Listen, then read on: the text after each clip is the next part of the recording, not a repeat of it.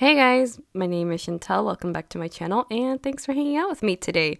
So sorry if my voice sounds a little funny. I've been sick and I feel like I'm slowly losing my voice, but I still feel good. So we're gonna do this because I really want to talk about Sasaki and Miyano. But anyways, let's go ahead and talk about two episodes this week, which is episodes 4 and 5, because I need to talk about both episodes. So let's get started with episode 4. And if you guys don't want to hear my thoughts on episode 4, then you guys can skip ahead to the time that is on the screen. But without further ado, let's get this started. So starting with episode 4, basically we start off with Sasaki realizing that he only has one more year until graduation. And he starts to wonder how long he can hold back. And just seeing him like this, I'm like, damn.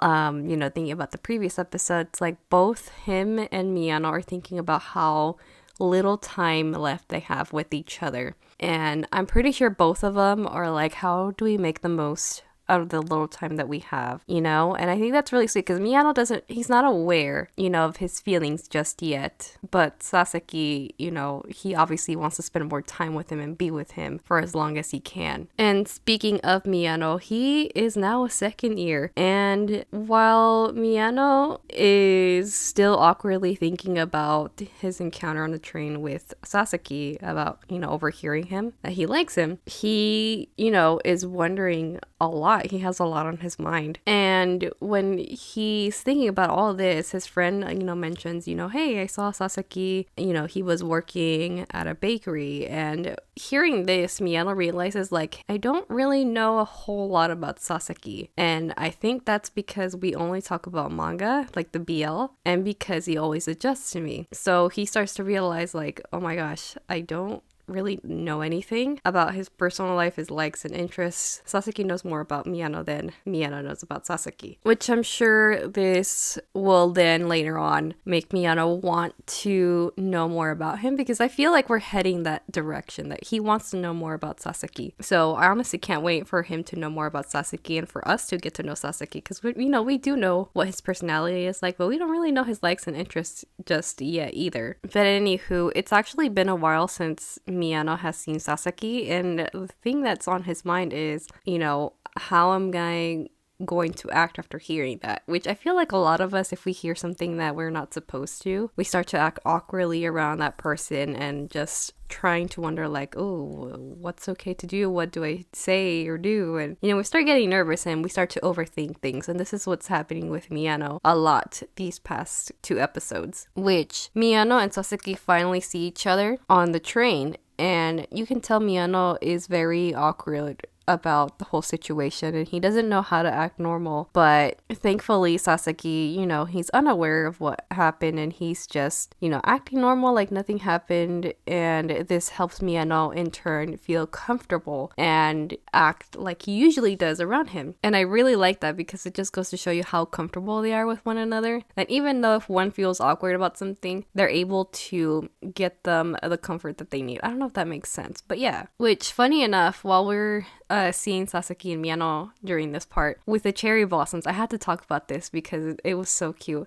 When Miyano has the petal in his hair, it's actually a color page in the manga, and I was like really surprised to see that in here because I didn't think we would see that. But the fact that they included it and the way that Sasaki was a little bit jealous because he didn't want people seeing how cute he was with the little petal in his hair, like, just, oh my gosh, it was adorable. It's so cute. Anyway, moving on to the next thing I want to talk about, which is with Sasaki and Miyano and the kabedon scene. Oh my gosh, you guys. The way that I screamed when I saw this happening, even when I was reading this in the manga, I literally just stood there and just saw that, like, just kept looking at that page and I was like, oh my gosh, this is not happening. Sasaki and Miyano are just talking like normally, like they usually do, but someone bumps into Miyano, which then causes him to do the kabedon on Sasaki, and which is really cute because Miyano is unaware of what he just did and he's just like, oh my gosh, I'm sorry, are you okay? But like Sasaki's like, hey, like, is your wrist all right? And that's when he sees and notices, holy crap, this guy actually really does like me. What am I gonna do? Like, he starts to see it. And the fact that we get to see Miyano's reflection in Sasaki's eyes and the gentle tenderness and love that he has in there, just, oh my gosh, you guys. It was so cute. Which then, this whole situation again makes him think about the confession on the train. And Miyano starts acting a little bit awkwardly. And, Sasaki plays it off all cool, like nothing happened, it's no big deal. But obviously later on we see that he ended up going home because it was too much for him. And I think that's really adorable. Like, he's trying to hold himself back and he was just like, you know what, let me go home before I do something. Just, he's so cute. I really love Sasaki. Like, he is really trying to be respectful of Miyano's bubble and not to overstep his boundaries, which I honestly love. And going back to Miyano, since he does start to realize and see, like, oh my gosh, like, he actually does like me, and I can see that by his actions and the way that he acts towards me. Miyano is just, at a loss of what to do, and he's just like in his room, like trying to figure things out on his own. And I think it's so cute because he tries to look for BL for the answer, because he starts to say, I don't like guys, I like girls, because I had a crush on a girl. And we see this thing, this whole situation go into the next episode as well. And Miyano struggles a lot with that, like having to accept, that, he might like Sasaki. There's a good chance that he does, but again, he's, getting to know his feelings and trying to figure out what these feelings are, which him just kind of spiraling into like this overthinking mode ends up leading him to have like this big wild imagination, and he just thinks about himself being on top of Sasaki. And I literally, seeing this animated just made me scream. I was like, oh my gosh. And then Miyano being like, oh my god, I'm so sorry, senpai, like I'm sorry. I was laughing and also just kind of like, oh man, that scene had me screaming. But anywho, the next thing I do want to talk about, which I think is going to be like the last thing that I want to talk about, which is Miyano and Osogara. Osagara?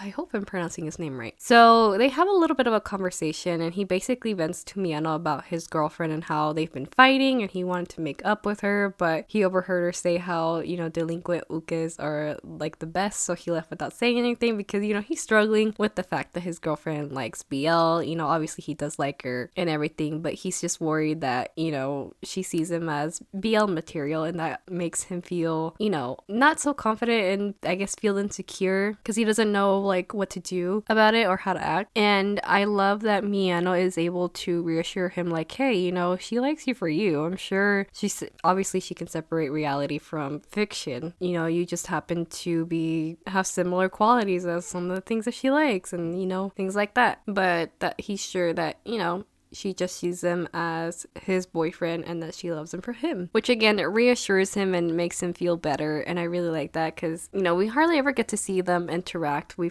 they got to meet in the last episode. And also Gara is a silly boy. I really do love him. Anytime that we get to see him on screen, and even in the manga, I love seeing him because he's just like in agony and just being like, my girlfriend. I'm just like, you poor boy. You are so precious. But anyway, as he's talking to Osogara, Sasaki sees both of them from a distance, and as Osogara was about to like head pat him, Sasaki just rushes to Miyano's side and gives Osogara like this nasty look, like basically telling him, back off of my Miyano. And y'all, I was screaming. The way that they animated this was so good. Just Sasaki's look and just like the dramatic slow-mo was so fantastic. Such a nice touch. I loved it. It just adds the effect of, Sasaki being like, don't touch him, he's mine. It's almost like his instincts just went to protect mode, like I'm sure he wanted to protect him, but also he doesn't want anyone else to touch Miyano. But once Sasaki is able to see like, oh, it's my friend, like he acts like nothing happened, but his friend's like, that was weird, why did you act so scary? And the funny thing is, before Sasaki did come and like ruin the little moment that they were having, Miyano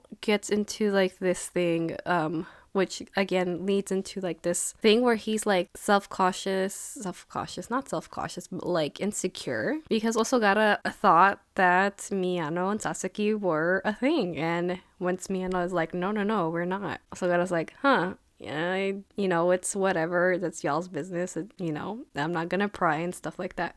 And this makes Miyano think. And he's like, but I liked girls. I like girls. I had a crush on a girl. And he's just struggling with the fact that there could be a chance that he likes boys, or just Sasaki, in fact. And it's just pretty interesting to see him just struggle with this. Yeah, with that being said, that's a wrap for episode 5. So now we are not episode 5, episode 4. So now we're gonna talk about episode 5 of Sasaki and Miyano, which is this week's episode, the new episode.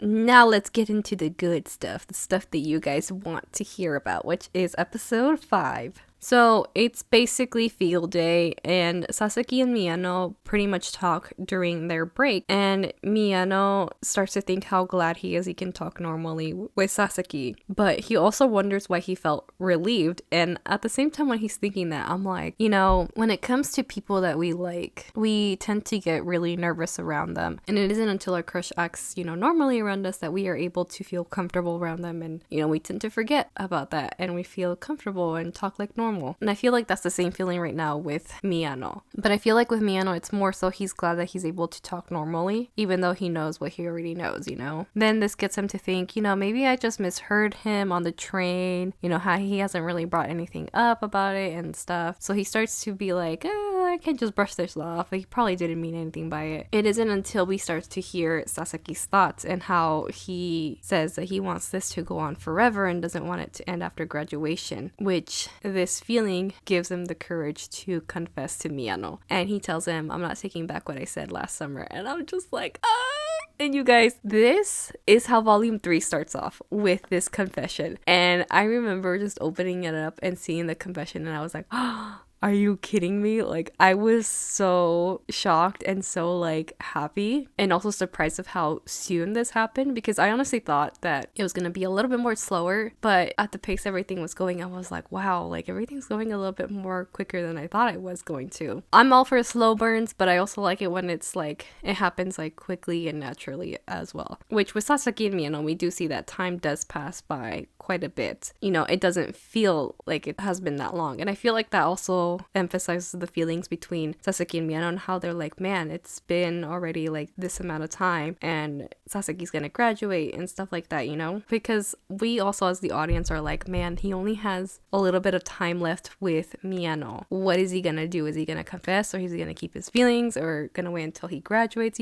Lots of things to think about, but he ended up confessing, and I was really happy about that. And Miyano is obviously taken aback, and he obviously doesn't know what to do or say about this whole situation, which leads with Sasaki being like, it looks like I have a chance, because he's struggling. And he's like, take your time. There's no pressure. You don't even have to give me an answer, but I would be really honored if you could think about it for a bit. And Miyano, instantly is like, yes, of course, I'll think about it. Which honestly makes me so happy, because, we've seen this since the very beginning. Sasaki has never pressured Miyano into his feelings or pushed his feelings on Miyano to get him to like him. He just let it naturally happen, and just, if it happens, it happens. And I think with Sasaki, he's like, if it's meant to be, it's meant to be. If not, I gave it a shot. And honestly, that takes a lot of courage, because, how many times have we held back from telling our crushes that we like them, and they ended up being the one that got away? It takes a lot of courage. So the fact that Sasaki was able to have all this courage and tell Miyano how he feels is amazing. And as Miyano is about to leave, he actually ends up asking Sasaki why he likes him. And this actually makes Sasaki speechless and just completely caught off guard. And the first thing that he says is, oh, I like you because of your face. And I'm just like,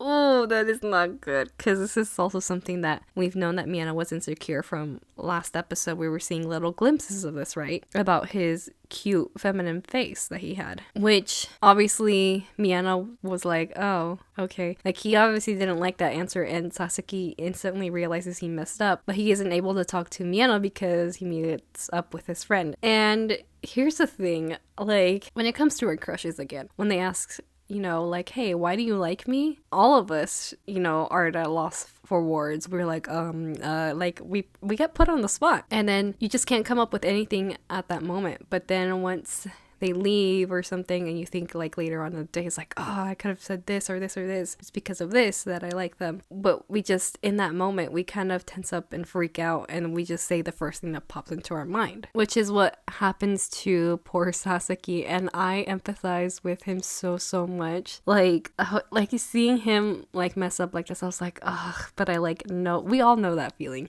We've all been through that, you know? And one of the things that I love that he says is that he realized how expressing feelings is hard, and you know, expressing feelings really is hard, especially for someone like me that's really shy and just not open with their feelings either. It's really hard to express myself sometimes. It's hard to tell people how I feel. And, you know, sometimes it leads with misunderstandings, and you know, it sucks. Which, moving on to the next thing I want to talk about, which is about Miyano and his cute face, or being called cute. So he starts to think about how it used to didn't bug him before, but as more people told him that constantly, it started to make him feel insecure about his face. And he starts to think, you know, I never wanted to be cute and stuff like that. I never wanted to be, you know, feminine looking or stuff like that. He wants to look manlier, have more confidence in himself, be a little bit taller and stuff like that. This hurt a lot to see Miyano like this, because, you know, people obviously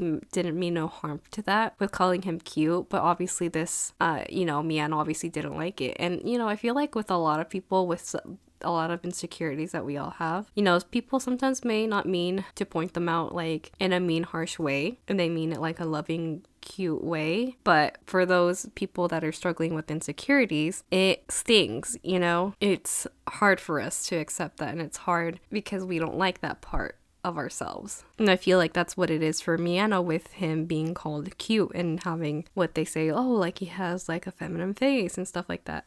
And this actually leads up to Miyano being like, I don't want him to see me like a girl or feminine. I want him to see me as me, or just like, you know, things like this. And he's like, if I were a little bit taller or more manly looking, then I would probably have the confidence to reply to Sasaki. And then he starts to wonder, he's like, wait, why did I say that if I had the confidence? Like, what's going on here? And again, this circles back to Miyano as well, like trying to figure out his feelings for Sasaki as well. So there's like a lot that he has on his mind, and it's obviously like bugging him and bringing him down a little bit, which leads to the next thing that I want to talk about, which is the scene where Miyano falls asleep during the student council stuff. So Hinano leaves and asks Sasaki, you know, hey, can you watch him? And if he wakes up, tell him to go home and stuff like that. And this scene was really cute, because it circles back to what they were talking about in the beginning of this episode about the SPL, where like these guys were like kissing through the mask or something like that. And Sasaki thinks about doing that, and he is like, no, that's not right. That is a big no, I shouldn't do that. And he just looks at Miyano lovingly, and it's just so cute. Like how, like you can tell Sasaki is just so in love and so smitten with Miyano, and it's just, oh my gosh, he's so cute. Like, they're just so cute. And just, again, the way that Sasaki is able to express himself just by his facial expressions, like, oh my gosh, it's so beautiful, because you can just tell, like, again, how in love he is with Miyano, and it's just so cute. Like, I cannot. But anyway, when Miyano wakes up is when Hirano gets back and tells him, you know, hey, go home, get some rest. We'll take it from here. While this is happening, you know, Hirano, and once Miyano ends up leaving, Hirano was able to notice, like, there was something going on between Sasaki and Miyano, because Miyano was acting a little different towards Sasaki. So he's like, all right, like, what's going on? What did you do to Miyano? And Sasaki just straight up tells him, like, you know, I confessed my feelings to him and I messed up. And when he says this, Hirano was really surprised, and he's like, you know, he's thinking to himself, like, should he even be telling me? I don't know, like, he doesn't know, like, if this is right or not, but he just does what he can to help Sasaki. He's like, you know, here, call him, here's my phone, and quit making excuses and tell him how you feel. Which Hirano is the MVP, man, for this episode. Like, he is so great of a character. I love him. Like, he might be, like, not there as often. It's moments like this that make me appreciate him as a character. Like, he really cares for the people around him and his friends, and he's obviously willing to help them and do anything that he can to push them in the right direction. So Sasaki ends up calling Miyano through Hirano's phone and is able to tell him, you know, hey, I like you more than just your face. I just wanted you to know that. and then he just hangs up, and Miyano is a blushing mess, and he's just like, oh my gosh, like what just happened? Like he's just trying to wrap his head around that, and then he realizes that he felt relieved that he likes him more than just his face. And I feel like that made Miyano again relieved, because this was one of his big insecurities, and to know that it wasn't just because of his face that Sasaki fell in love with probably meant a lot to Miyano, because this just also goes to show him like, hey, he likes you because of your personality and who you are, not just because of your looks. Which again, just as the audience, like me, just looking at this whole situation just makes me love Sasaki so much more. Like he is my favorite character, and just I love him so much, you guys. Like he like again, he doesn't pressure Miyano into anything, and he doesn't push his feelings onto Miyano, and just he generally loves Miyano for who he is. Like he fell in love with Miyano, and it's just, oh, it's so cute and wholesome, you guys. I can't. And I honestly can't wait for next week's episode. Next week's episode is going to be great too. Like it's just going to keep getting better and better from here on out. But yeah, that's it for this week's video. I hope you guys enjoyed. Again, sorry if my voice sounds kind of just bleh this week. Hopefully next week I'll sound a lot better. And I hope you guys enjoyed hearing my thoughts. And that is it for this week's video. I hope you guys enjoyed, and I will see you guys in my next video. Bye!